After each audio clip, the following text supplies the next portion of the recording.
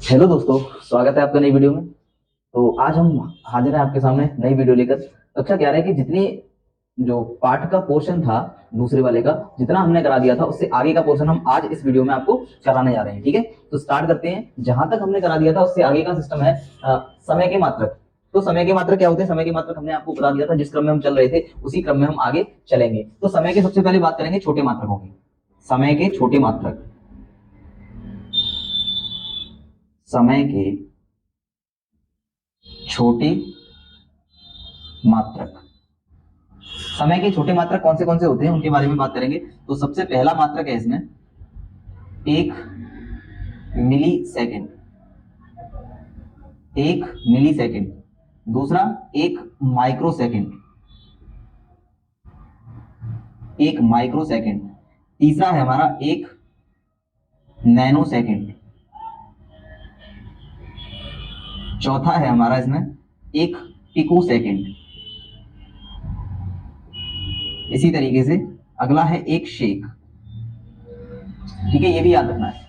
तो हमें अगर मिली सेकंड में दिया है तो उसको सेकंड में कन्वर्ट करने के लिए केवल और केवल 10⁻³ सेकंड का मल्टीप्लाई उसमें करना होगा। अर्थात मिली को सेकंड में चेंज करने के लिए 10⁻³ से गुणा करना पड़ेगा। अर्थात 1 मिली सेकंड बराबर 10⁻³ सेकंड होता है। 1 माइक्रो सेकंड बराबर क्या होता है? 10⁻6 सेकंड।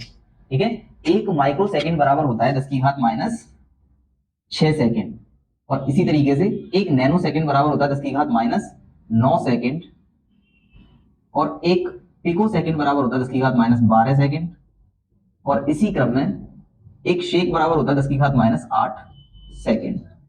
ठीक है, अर्थात हमें ये याद रखना है, अगर माइक्रो में दिया गया है कोई भी समय माइक्रो सेकंड में दिया गया तो उसको सेकंड में चेंज करने के लिए 10⁻6 से गुणा करेंगे। नैनो सेकंड में दिया गया है 10⁻9 से गुणा करेंगे। और पिको सेकंड में दिया गया है 10⁻12 से गुणा करेंगे। और 1 शेक दिया गया है 10⁻8 से उसमें मल्टीप्लाई करके हम उसको सेकंड में कन्वर्ट कर सकते हैं। ठीक है, यहां तक बात समझ में आ गई। अब हम बात करेंगे समय के बड़े मात्रकों की। ठीक है, समय के बड़े मात्रक कौन से होते हैं उनके बारे में बात करेंगे। तो समय के बड़े मात्रक,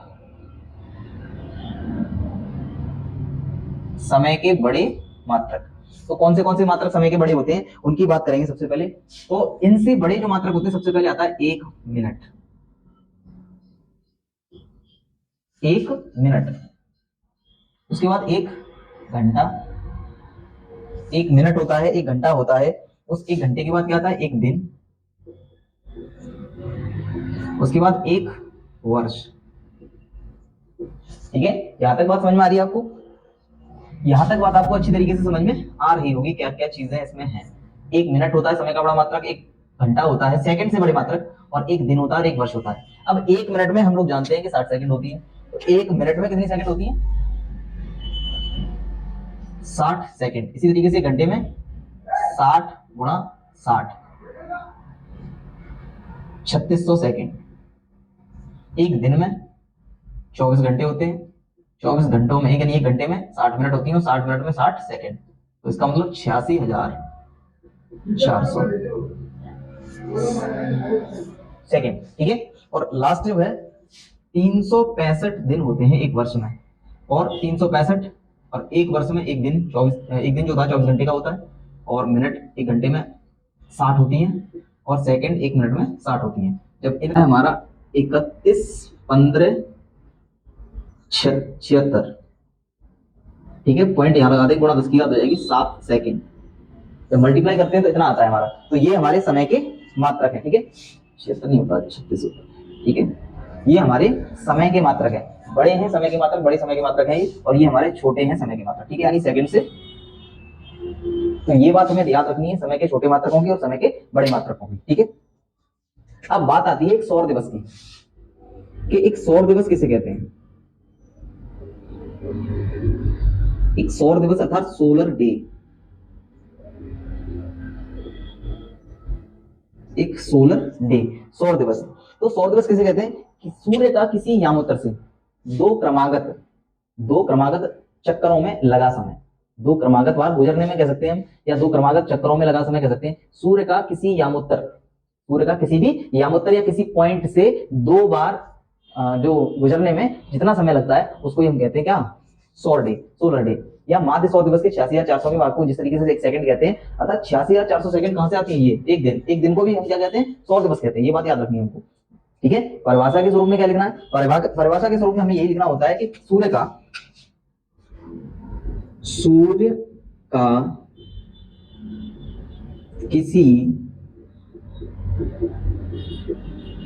यामोत्तर से दो क्रमागत बार गुजरने में लगे समय को एक सौर दिवस कहते हैं। ठीक है, एक सौर दिवस कहते हैं।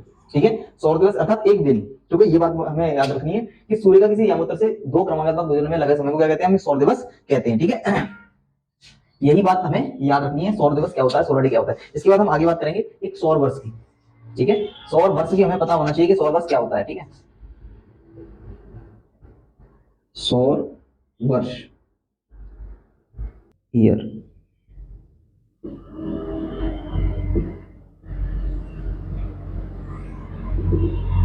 सौर वर्ष क्या होता है कि पृथ्वी जितने दिनों में सूर्य का एक चक्कर लगाती है, पृथ्वी जितने दिनों में सूर्य का एक चक्कर लगाती है, वह चक्कर ही क्या कहलाता है, हमारा सौर दिवस कहलाता है। कितने दिनों में लगाती है, 365 दिनों में। पृथ्वी सूरज का एक चक्कर लगाती है 365 दिनों में, और 365 दिन ही हमारे क्या कहलाते हैं, वही पूरा मिलाकर सौर वर्ष कहलाते हैं। ठीक है, ये बात हमें यहाँ पे राइट डाउन करनी है कि पृथ्वी द्वारा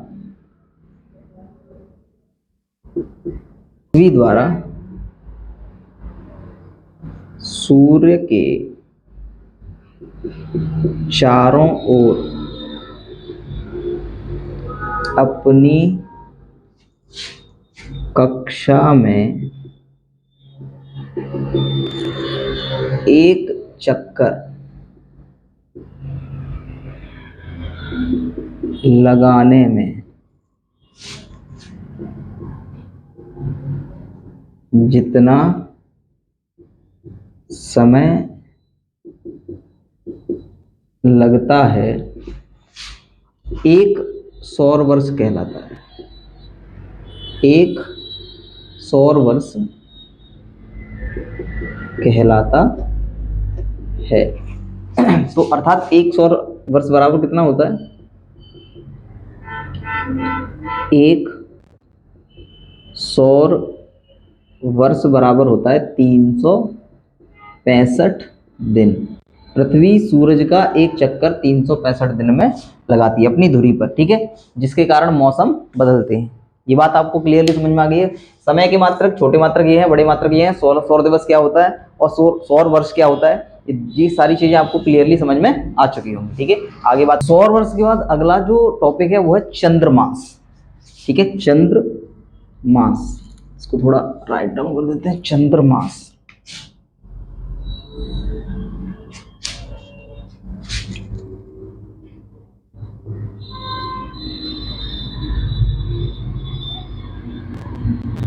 ठीक है, चंद्रमास की बात करेंगे, इसको बोलते हैं लूनार मंथ। लूनार मंथ, इसको बोलते हैं चंद्रमास। तो हम लोग जानते हैं चंद्रमास क्या होता है कि चंद्रमा एक उपग्रह है पृथ्वी का। तो चंद्रमा द्वारा पृथ्वी का एक चक्कर लगाने में जितना समय लगता है उसी को हम कहते हैं एक चंद्रमास। ठीक है, इस बात को हम लिख देते हैं यहाँ पे कि पृथ्वी का एक चक्कर पूरा करने में चंद्रमा द्वारा पृथ्वी का एक चक्कर पूरा करने में लगा समय एक चंद्रमास कहलाता है। एक चंद्रमास कहलाता है। अर्थात एक चंद्रमास बराबर होता है 27.3 दिन। एक चंद्रमास बराबर कितना होता है? 27.3 दिन। तो इस बात को भी हमें ध्यान रखना है। तो समय से रिलेटेड जितने भी फैक्ट बनते हैं वो आपके यहाँ पे कंप्लीट हो चुके हैं। ठीक है, उम्मीद है आपको समझ में आ गए होंगे। आगे अगले टॉपिक की बात करते हैं। आगे हम बात करेंगे 10 की घातों के पूर्व लग्न। ठीक है, अंतर्राष्ट्रीय मापों में जो 10 की घातों के आगे पूर्व लग्न लगते हैं उनको ही उनके बारे में बात करेंगे। तो अगला टॉपिक जो है 10 की घातों के पूर्व लग्न, प्रीफिक्स ऑफ पावर 10, यानी 10 की घातों के पूर्व लग्न की बात अब करेंगे। ठीक है, प्रीफिक्सेस। तो ध्यान देंगे सबसे पहले 10 की घातों के पूर्व लग्न। तो इधर साइड में हम लिख देते हैं यहाँ पे पूर्व लग्न,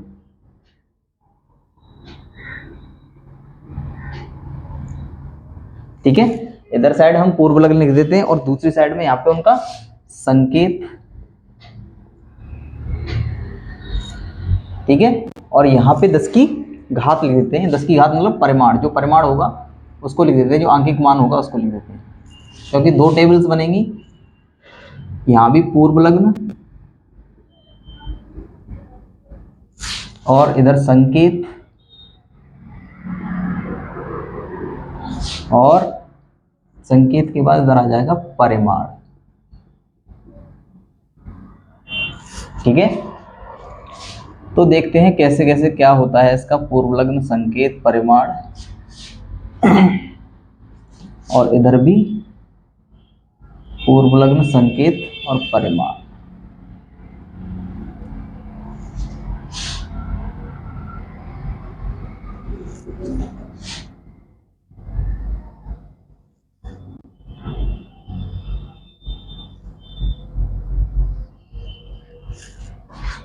इसी तरीके से यहाँ पे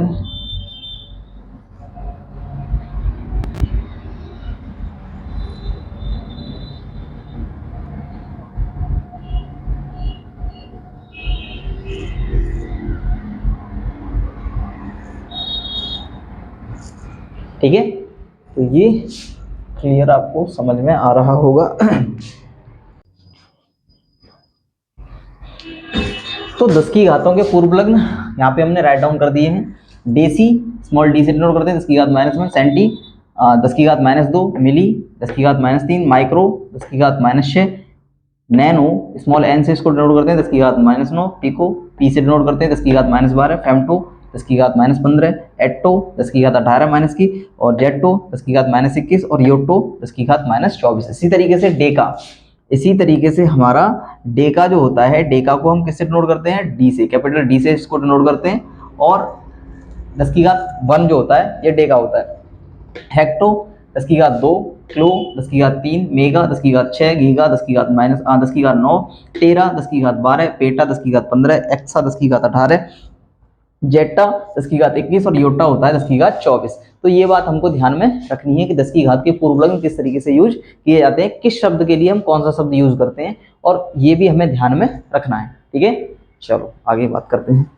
अगले टॉपिक की अब हम बात करेंगे। तो लंबी दूरियों का मापन, जितनी भी लंबी दूरियां हैं, खगोलीय दूरियां होती हैं, उनका मापन किस तरीके से किया जाता है उनके बारे में हम बात करेंगे। ठीक है, तो इसकी 4 विधियों के बारे में हम बात करते हैं जो मोस्टली इंपॉर्टेंट है उनके बारे में। ठीक है, तो यहाँ से स्टार्ट कर, लंबी दूरियों का मापन, लंबी दूरियों का मापन, मेजरमेंट ऑफ लॉन्ग डिस्टेंसेस। लंबी दूरियों का मापन करने की हमारी बहुत सारी विधियां होती हैं, तो हम यहाँ पे मोस्टली 4 विधियों की बात करेंगे। सबसे पहली विधि होती है उसको हम बोलते हैं, सबसे पहली जो विधि है उसको बोलते हैं लंबन विधि। क्या बोलते हैं? लंबन विधि, पैरेलैक्स मेथड। ठीक है, दूसरी जो विधि है वो है हमारी प्रतिध्वनि विधि, प्रतिध्वनि विधि। ठीक है, उसको बोलते हैं इको मेथड। ठीक है। तीसरी विधि है हमारी लेजर विधि, लेजर विधि, लेजर मेथड। इसी तरीके से चौथी जो विधि है उसका नाम है सोनार विधि, सोनार विधि, SONAR, सोनार मेथड। तो जितनी भी लंबी दुनिया होती है, चाहे वो समुद्र में किसी चीज का पता लगाने के लिए हो, या किसी उपग्रह की बीच की दूरी, यानी पृथ्वी से किसी उपग्रह की बीच की दूरी हो उसको ज्ञात करने के लिए हो, या किसी पहाड़ी की दूरी ज्ञात करनी हो अपनी पृथ्वी सतह पर एक सतह से दूसरी सतह, यानी कहीं कोई पहाड़ी है उसकी दूरी ज्ञात करनी हो, तो इनके लिए इन विधियों का उपयोग किया जाता है। और ये बहुत ही ज्यादा महत्वपूर्ण विधियां हैं, इनको ध्यान देंगे, ध्यान से पढ़ेंगे क्या चीज होती है। सबसे पहली विधि जो है लंबन विधि, इसके बारे में बात करेंगे कि लंबन विधि होती क्या है। लंबन विधि, पैरेलैक्स मेथड। लंबन विधि क्या होती है? लंबन विधि में हम जैसे कोई उपग्रह होता है, कोई ग्रह होता है, उसकी पृथ्वी से दूरी ज्ञात करते हैं, ठीक है। किसी भी उपग्रह की पृथ्वी से या किसी ग्रह की पृथ्वी से दूरी ज्ञात करने के लिए हम लंबन विधि का प्रयोग करते हैं। किस तरीके से ये विधि कार्य करती है उसके लिए देखेंगे। ये कोई उपग्रह है एस, ठीक है, ये कोई उपग्रह है एस, और ये कार्य कैसे करती है विधि को देखते हैं सबसे पहले, ठीक है। तो ये पॉइंट है कोई ए और ये पॉइंट है कोई बी, यहां से किसी वस्तु को देखते हैं, उसके बाद फिर यहां से जब किसी वस्तु को देखते हैं और इन दोनों के बीच का कोण हम ज्ञात करते हैं, इसको हम कहते हैं लंबन कोण, और थीटा से इसको डिनोट करते हैं। ये कोई ग्रह या उपग्रह है, ये क्या है, कोई ग्रह या उपग्रह जिसकी हमें पृथ्वी से दूरी ज्ञात करनी है। ये पृथ्वी पर स्थित दो बिंदु हैं ए और बी, और इनके बीच की दूरी जो है वो स्मॉल बी मानते हैं हम, और नाम है इसका आधारक। क्या कहते हैं इसको? आधारक कहते हैं, ठीक है। और जो दूरी हमें ज्ञात करनी है वो दूरी होती है हमारी, इसको हम क्या मानते हैं, डी, ठीक है। दोनों उससे क्या रहेगी, समान दूरी पर होगी। तो हमें इस उपग्रह की दूरी पृथ्वी से निकालने के लिए क्या करना पड़ता है कि ये आधारक जो है और ये लंबन कोण थीटा जो है, लंबन कोण थीटा यानी कोण बराबर 4 त्रिज्या वाला सिस्टम यहाँ पे हमको लगाना पड़ता है। कोण बराबर 4 त्रिज्या वाला सिस्टम लगाना पड़ता है, और कोण बराबर 4 त्रिज्या वाले सिस्टम से हम यहाँ ये दूरी निकाल सकते हैं। किस तरीके से निकालते हैं वो मैं बता रहा हूँ आपको। यहाँ से हमें डी दूरी निकालनी है। कोण बराबर क्या होता है? कोण बराबर होता है चाप बटे त्रिज्या। कोण बराबर 4 बटे त्रिज्या होता है, तो कोण कितना है? ये थीटा है, इसको हम कहते हैं लंबन कोण। क्या कहते हैं? लंबन कोण, ठीक है। इसमें राइट आउट दे रहा हूं, क्या है ये? लंबन कोण है।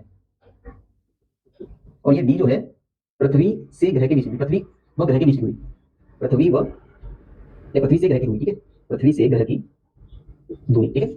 हमें यही क्या करनी है। तो चाप कितना दे रखा है? ये भी बटे में त्रिज्या कितनी है? त्रिज्या हमारी कितनी है? डी, ये हमारी डी त्रिज्या है। तो यहाँ से मैं डी दूरी निकाली तो क्या हो जाएगा? डी बराबर हो जाएगा बी बटे थीटा, अर्थात यही कोण हमको लगाना होता है, यही सूत्र लगाना होता है। ये लंबन विधि कहलाती है हमारी। क्या कहलाती है? लंबन विधि। इसमें करना क्या होता है कि एक जगह पे खड़े होकर एक व्यक्ति देखता है, वो कोण ज्ञात कर लेते हैं, वो दूरी उस पॉइंट की दूरी होती है, वो वहां पे हम चिन्हित कर लेते हैं उसको। फिर वहां से दूसरी जगह पे जाते हैं, दूसरी जगह पे जाने के बाद वहां से उसी चीज उसी वस्तु देखते हैं, तो उन दोनों के बीच में जो कोण बनता है वो कोण थीटा ज्ञात करते हैं। कोण थीटा ज्ञात करने के बाद इस पॉइंट से इस पॉइंट तक की दूरी बी, आधार ज्ञात करते हैं, आधार ज्ञात करते हैं। और आधार ज्ञात करने के लिए हम इस वाले फॉर्मूले के उपयोग करके क्या निकाल सकते हैं? लंबन विधि के द्वारा, इसी विधि के द्वारा क्या निकाल सकते हैं हम ग्रह से किसी पृथ्वी से ग्रह की दूरी निकाल सकते हैं। बात क्लियर समझ में आ रही है? इस तरीके से कार्य करता है, ठीक है। तो इसको मैं राइट डाउन कर देता हूं किस तरीके से लंबन विधि कार्य करती है। तो यहाँ पे प्रेक्षण बिंदु के, प्रेक्षण बिंदु के परिवर्तित होने पर, परिवर्तित होने पर, प्रेक्षण बिंदु के परिवर्तित होने पर यहाँ से यहाँ तक पहुंच जाएगा। प्रेक्षण बिंदु ये रहा, यहाँ से हम देख रहे हैं उसको को, इसके बाद यहाँ पर यहाँ से देख रहे हैं उनके बीच कोण बनता है, ठीक है। प्रेक्षण बिंदु के परिवर्तित होने पर किसी वस्तु की, किसी वस्तु की, किसी वस्तु की पृष्ठभूमि के सापेक्ष, पृष्ठभूमि के सापेक्ष स्थिति में परिवर्तन, स्थिति में परिवर्तन क्या कहलाता है? लंबन कहलाता है, लंबन कहलाता है, ठीक है। लंबन कहलाता है। दोनों प्रेक्षण बिंदुओं के बीच की दूरी को आधार कहते हैं। दोनों प्रेक्षण बिंदु ए और बी हैं, दोनों प्रेक्षण बिंदुओं के बीच की दूरी को, बीच की दूरी को आधारक कहते हैं, ठीक है। ये बात हमें याद रखनी है। और फॉर्मूला कौन सा रहता है? फॉर्मूला ये रहता है डी बराबर बी बटे थीटा, ठीक है। और दोबारा से मैं एक बार रिपीट कर दूं, डी यहाँ पे क्या है? डी हमारी ग्रह से पृथ्वी की दूरी से ग्रह की दूरी होती है, थीटा जो होता है वो लंबन कोण होता है, और यहाँ पे बी जो होता है ये दोनों प्रेक्षण बिंदुओं के बीच की दूरी होती है। इस फॉर्मूले की सहायता से हम क्या कर सकते हैं? किसी भी ग्रह की, किसी भी उपग्रह की पृथ्वी से दूरी याद कर सकते हैं। उम्मीद है आपको अच्छी तरीके से समझ में आ गया होगा। विधि है हमारी प्रतिध्वनि विधि, ठीक है। अगली विधि जो है उसको बात करेंगे प्रतिध्वनि विधि, इको मेथड, प्रतिध्वनि विधि, इसको हम कहते हैं इको मेथड। अच्छा, इसमें क्या होता है? हमने कभी कभी देखा होगा कहीं भी भागवत हो रही होती है या कोई कीर्तन वगैरह हो रहा होता है या कोई गायक गाना गा रहा होता है, तो वहां पे वो कहता है कि भाई इको बढ़ाओ इसका। इको, इको का मतलब क्या होता है? तो इको का मतलब ही यही होता है कि ध्वनि को प्रतिध्वनि में कंप्लीट करना। जैसे हेलो किसी ने कहा तो हेलो की ध्वनि बार बार गूंजे, यानी वो गूंज ही क्या कहलाती है? हमारी प्रतिध्वनि कहलाती है, ठीक है। तो किस तरीके से ये मेथड कार्य करता है तो देखेंगे। यहाँ पे ये मान ले यहाँ पे कोई पहाड़ी है,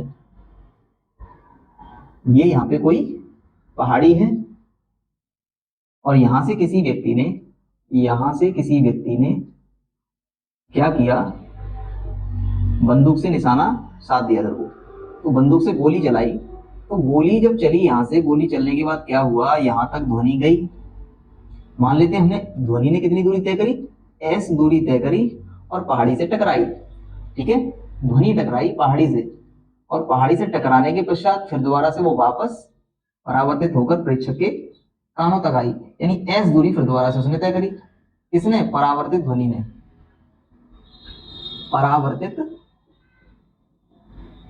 ध्वनि ने। ठीक है, तो सीधी बात यहाँ पे क्या है कि पहाड़ी से जब कोई आवाज टकराकर लौटती है, या किसी कमरे में जब हम कोई आवाज करते हैं तो वो गूंज उत्पन्न होती है, वो हमारे कानों तक पहुंचती है, वही क्या कहलाती है, प्रतिध्वनि कहलाती है। क्या कहलाती है, प्रतिध्वनि। तो यहाँ पे भी यही हुआ, यहाँ पे भी यही हुआ कि कोई ध्वनि जो थी स्मॉल वी वेग से गई, पहाड़ी से टकराई, टकराने के पश्चात उसी वेग से वापस क्या आ गई, वापस आ गई। यानी दूरी कितनी तय करी उसने, एस और एस 2s दूरी तय करी उसने, टोटल दूरी तय करी उसने 2s, और v था ध्वनि का वेग, v ध्वनि का वेग था, यहाँ पे ध्वनि का वेग था v।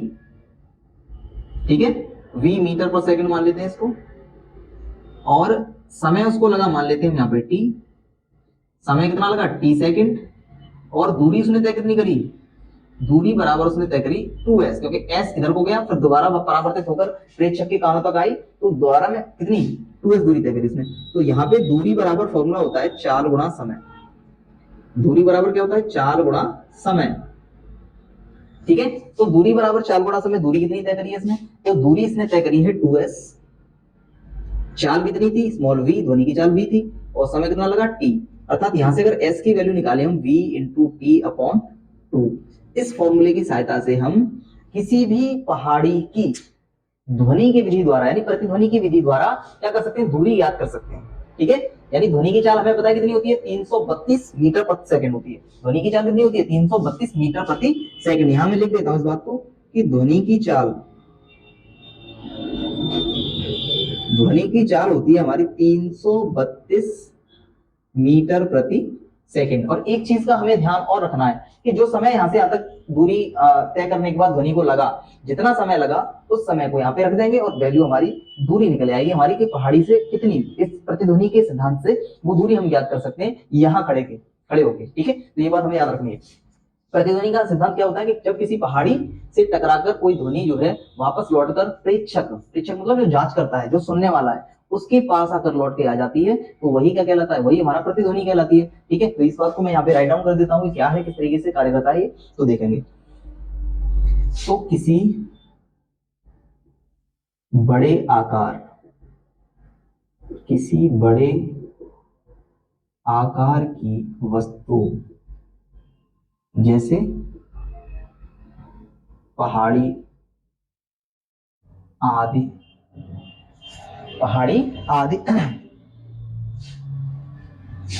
से टकराकर लौटने वाली ध्वनि प्रतिध्वनि कहलाती है।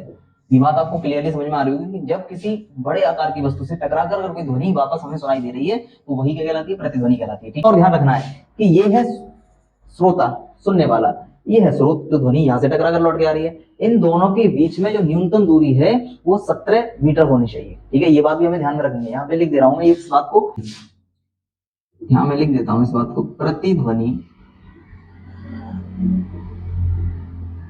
सुनाई देने के लिए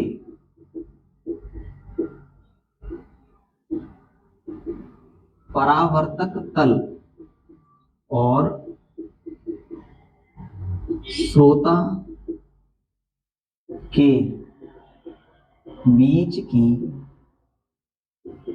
न्यूनतम, ये श्रोता, ये वाला श्रोता नहीं है, ये वाला श्रोता है, श्रोता के बीच की न्यूनतम दूरी 17 मीटर होनी चाहिए, तभी प्रतिध्वनि हमें अच्छी प्रकार से सुनाई देगी, या तभी प्रतिध्वनि उत्पन्न होगी। ठीक है, तो ये बात समझ में आ गई। प्रतिध्वनि का सिद्धांत किस तरीके से कार्य करता है एक बार फिर समझा दूं। किसी बड़े आकार की वस्तु जैसे पहाड़ी हाथ से टकराकर लौटने वाली ध्वनि को हम क्या कहते हैं, प्रतिध्वनि कहते हैं। प्रतिध्वनि सुनाई देने के लिए ये श्रोता जो होता है उसकी परावर्तक तल से दूरी 17 मीटर होनी चाहिए। ठीक है, इसके बाद पहाड़ी से किस तरीके से ध्वनि उत्पन्न होती है, टकराकर लौटती है।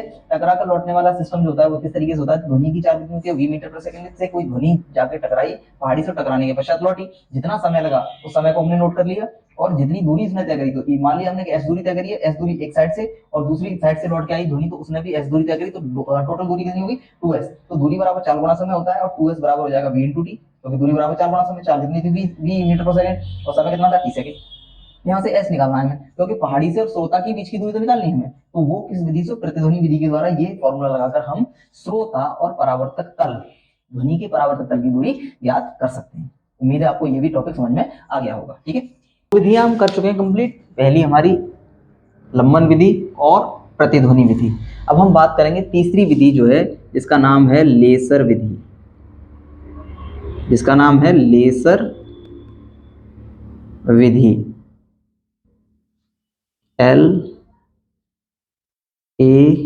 LASER। ठीक है, laser method.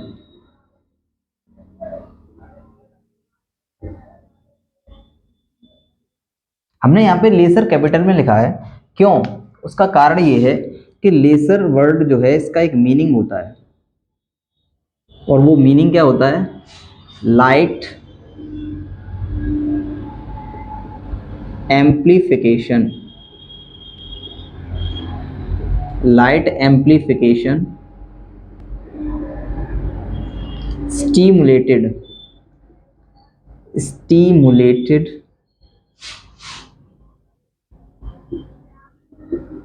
emission of radiation, emission of radiation। अर्थात हिंदी में जो इसका अर्थ है light amplification stimulated emission of radiation, तो देखेंगे यहाँ पे हिंदी में इसका अर्थ क्या है कि विकिरण के, विकिरण अर्थात प्रकाश, विकिरण के उद्दीपित,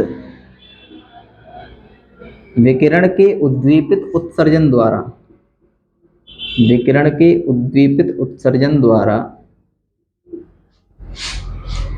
प्रकाश का प्रवर्धन, प्रकाश का प्रवर्धन।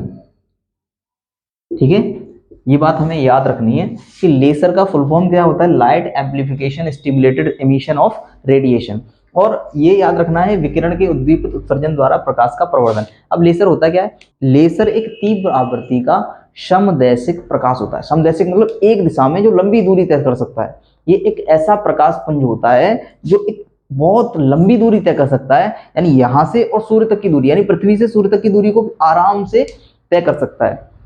लेसर एक समदैशिक एक वर्णी प्रकाश है, प्रकाश पुंज होता है जो बहुत दूरी, बहुत लंबी दूरी तय कर सकता है। ठीक है, ये बात आपको समझ में आ रही है। तो ये किस विधि, ये किस काम आती है, तो ये विधि भी क्या होती है, सूर्य, तारे, चंद्रमा वगैरह ऐसे जो जितने भी ग्रह हैं, उपग्रह हैं, उनकी दूरी को हम लेसर विधि द्वारा ज्ञात कर सकते हैं। अब किस तरीके से करते हैं वो मैं आपको बताता हूं। जिस तरीके से यहां से मान लेते हैं ये सूर्य है,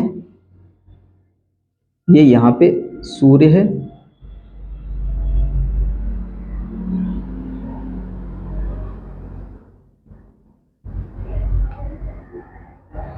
और ये हमारी पृथ्वी है। ये क्या है, हमारी पृथ्वी। पृथ्वी से जब ये लेसर जो है वो सूर्य की ओर भेजा जाता है और ये वहां से टकराने के पश्चात सीधा वापस पृथ्वी पर आता है। समझ में आ रही बात, प्रकाश है और प्रकाश की चाल c है, c वेग से ये लेसर जो है, लेसर प्रकाश पुंज जो है, एक वर्णी प्रकाश पुंज जो है, जो सूर्य की ओर भेजा जाता है, और जब ये सूर्य के पास पहुंचकर उससे टकराकर वापस लौट कर आता है, वापस लौट कर आता है, तो जितने समय में ये हमें पृथ्वी पर मिलता है वो समय हम नोट कर लेते हैं। जितने समय में ये पृथ्वी पर लौट कर आ जाता है वो समय हम नोट कर देते हैं वो, और दूरी जितनी तय करी इसने, मान लेते हैं हम यहाँ से यहाँ तक की दूरी इसने, ये c प्रकाश वेग से गया था, c प्रकाश मतलब प्रकाश के वेग से गया था, इसने दूरी तय करी यहाँ से यहाँ तक की s, फिर दोबारा लौट के आया तो s दूरी तय करी, और वेग कितना था इसका c। मैं यहाँ पे ये बात लिख दे रहा हूँ कि प्रकाश का वेग कितना होता है, हम जानते हैं प्रकाश का वेग c होता है। प्रकाश का वेग जो होता है c होता है, और c बराबर होता है 3 × 10⁸ मीटर पर सेकेंड, ठीक है। और यहाँ पे दूरी उसने तय करी कितनी, s दूरी एक साइड की, और दूसरी साइड लौट के आया तब दूरी तय होगी कितनी 2s। जो समय मान लिया हमने कितना है t सेकंड लगा उसको, t सेकंड में जो लेजर था वो सूर्य से टकराकर वापस लौटकर आ गया। तो यही फॉर्मूला फिर दोबारा से वही लगाएंगे, दूरी बराबर चाल गुणा समय। दूरी बराबर क्या होता है, चाल गुणा समय। दूरी बराबर चाल गुणा समय। दूरी हमने तय करी 2s, चाल कितनी थी c, समय कितना था t, तो s निकालना है तो c गुणा t बटे 2। इस फॉर्मूले की सहायता से हम किसी भी ग्रह की, किसी भी उपग्रह की पृथ्वी से दूरी निकाल सकते हैं लेसर विधि द्वारा। तो समझ में आ रही बात कि किस तरीके से प्रकाश पुंज को वहां भेजा जाता है जिस जगह की हमें दूरी याद करनी होती है, फिर वहां से टकराने के पश्चात जैसे वो लौट के आएगा, इतना तीव्र प्रकाश पुंज होता है ये प्रकाश, ठीक है। एक वर्णीय प्रकाश होता है, एक वर्णीय मतलब एक रंग का, ये भी बात हमें ध्यान में रखनी है। तो ये बात आपको समझ में आ रही है, इस बात को मैं राइट डाउन कर देता हूं यहाँ पे, ठीक है। तो देखते हैं लेसर एक, ये बात समझ में आ गई। लेसर किसका संक्षिप्त रूप होता है, light amplification stimulated radiation by emission of radiation, विकिरण के उद्दीपित उत्सर्जन द्वारा प्रकाश का प्रवर्धन, ये इसका फुल फॉर्म होता है लेसर का, ठीक है। ये बात भी हमें ध्यान में रखनी है, ठीक है। लाइट एम्प्लीफिकेशन स्टिमुलेटेड बाई भी है इसमें एक यहाँ पे, तो light amplification by stimulated emission of radiation, ये बात भी हमें याद रखनी है, विकिरण के उद्दीपित उत्सर्जन द्वारा प्रकाश का प्रवर्धन। तो लेसर एक अत्यंत, लेसर एक अत्यधिक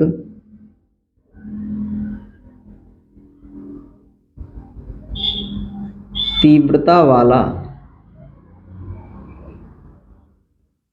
समदैशिक एक वर्णी प्रकाश है, एक वर्णी प्रकाश है, ठीक है। लेसर एक अत्यधिक तीव्रता वाला समदैशिक एक वर्णी प्रकाश है। यह बिना प्रसार के, यह बिना प्रसार के अर्थात बिना फैले, यह बिना प्रसार के एक लंबी दूरी तय कर सकता है, लंबी दूरी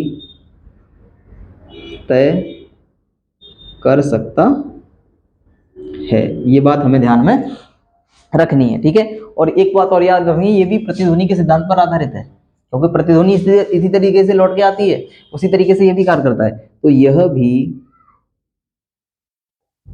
प्रतिध्वनि के सिद्धांत पर आधारित है, यह भी प्रतिध्वनि के सिद्धांत पर आधारित है, ठीक है। ये बात हमें याद रखनी है। लेसर विधि किस तरीके से कार्य करती है, तो ये विधि भी आपके सामने है, उम्मीद है आपको समझ में आ गई होगी, ठीक है। चलिए लेसर विधि कंप्लीट करने के बाद लास्ट विधि जो है वो है हमारी सोनार विधि, ठीक है। इसको भी देखते हैं सोनार विधि क्या होती है।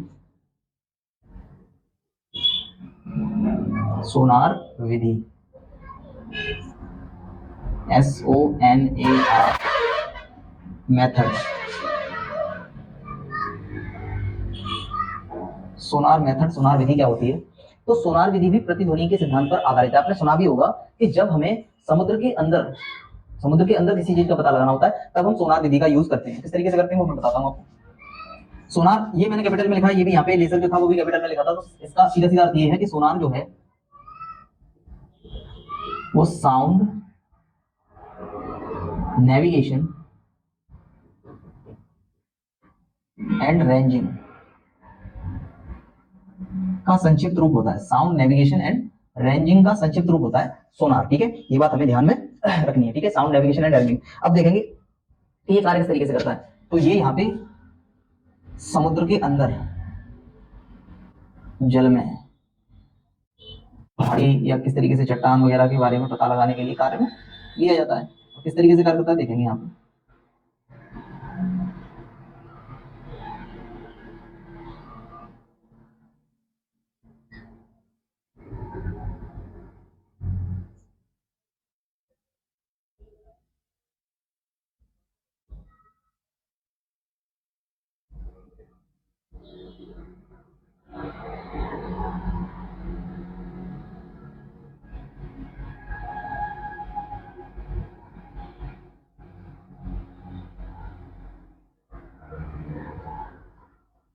ये हमारा जहाज बन गया। इन जहाजों से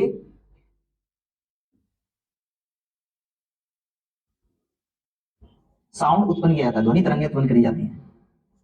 और मान लिया हमने यहाँ तक की गहराई हमें पता करनी है, तो यहाँ से ध्वनि उत्पन्न की जाती है और यहाँ तक भेजी जाती है, यहाँ तक प्रेषित की जाती है।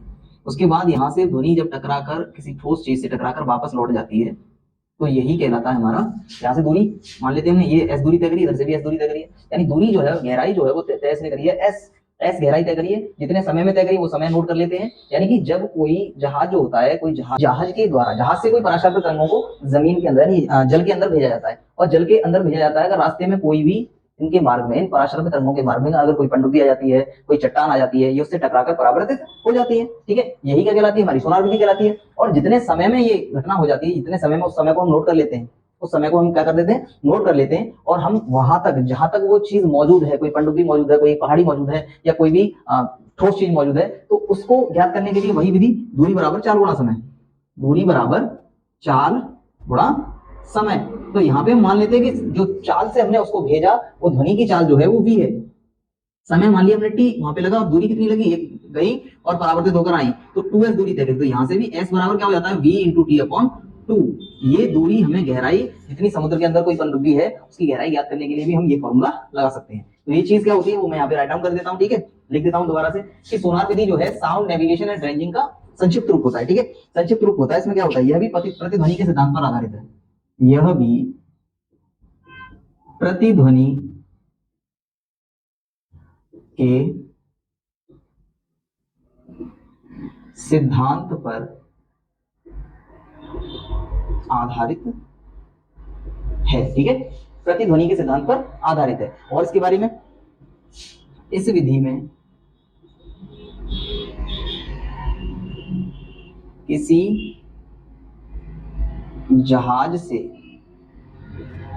पराश्रव्य तरंगों को जल में प्रेषित, मतलब भेजा जाता है। ठीक है, प्रेषित किया जाता है।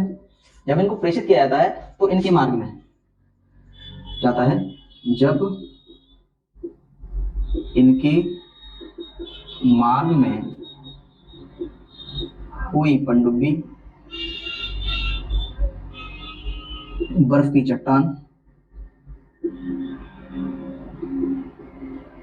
आदि आ जाती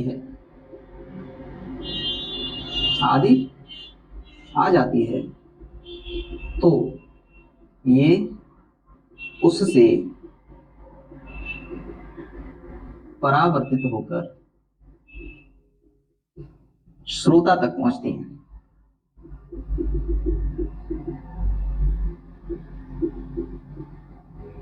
श्रोता तक पहुंचती है, अर्थात इनका संसूचन कहां पे जाता है, जहाज में हो जाता है। तो ये बात भी आपको क्लियरली समझ में आ चुकी होगी सोनार विधि किस तरीके से कार्य करती है। ठीक है, यह भी प्रतिध्वनि के सिद्धांत पर आधारित है।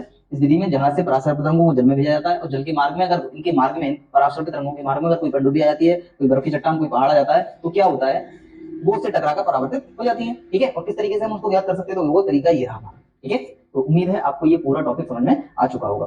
तो इस वीडियो में हम यहीं तक आपको कराते हैं, और अगला इसमें कोई पोर्शन बचा हुआ है उनको छांट कर हम आगे कराएंगे। ठीक है, तो उम्मीद है आपको वीडियो पसंद आया है। वीडियो पसंद आया है तो चैनल को सब्सक्राइब करें, वीडियो को लाइक करें और शेयर भी करें। ठीक है, और आपको महसूस हो रहा होगा इस चैनल के माध्यम से कि इस चैनल पर आपको पूरा का पूरा सिलेबस मिलेगा कंप्लीटली।